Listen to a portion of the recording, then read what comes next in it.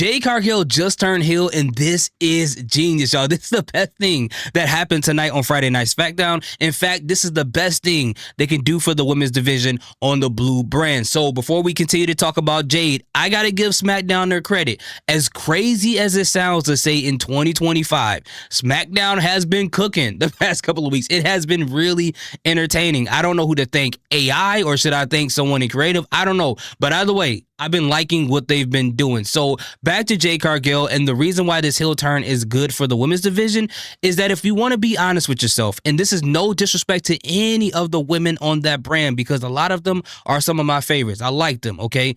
But the women's division on SmackDown has been lacking. It has been lacking from star power, ever since Bianca Belair has not been there. No disrespect to Tiffany Stratton, but what they got going on with her has kind of lost its luster. And speaking of that, there hasn't been any storylines on SmackDown in that division that is interesting enough for the fans to sink their teeth into. Something the women unfortunately cannot control, because they got women over there that are extremely talented. The match between Kiana James and Tiffany Stratton was actually pretty good, but they don't really give them an opportunity creative to make those titles over there feel important. Like, they feel not even as important as the titles on NXT, in my personal opinion. And if you look at the women's division on Monday Night Raw, if you look at the champions from Stephanie McCurr, because she's a fresh face, a brand new title reign we haven't seen before on the main roster, that makes that interesting. One of the, or arguably the best champion on the main roster in Becky Lynch. She keeps doing things that are interesting. And even if you want to talk about the women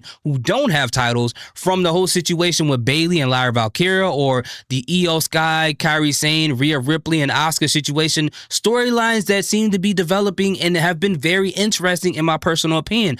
Unfortunately, on SmackDown, we don't have any of that. So something as refreshing as a Jade Cargill heel turn is great, and I can't wait to see what they do with her. I like the way that she looks. If she becomes dominant like a tribal chief level Roman Reigns, they can propel her to be one of the biggest superstars in WWE on the main roster. Even if they give her some type of manager or something like that, that can make her feel even bigger. And especially and she needs to win that championship off of Tiffany Stratton, and I cannot wait to see what happens when that happens. But ultimately, what would it look like with Jade Cargill as this character when she meets face-to-face to Bianca when she returns?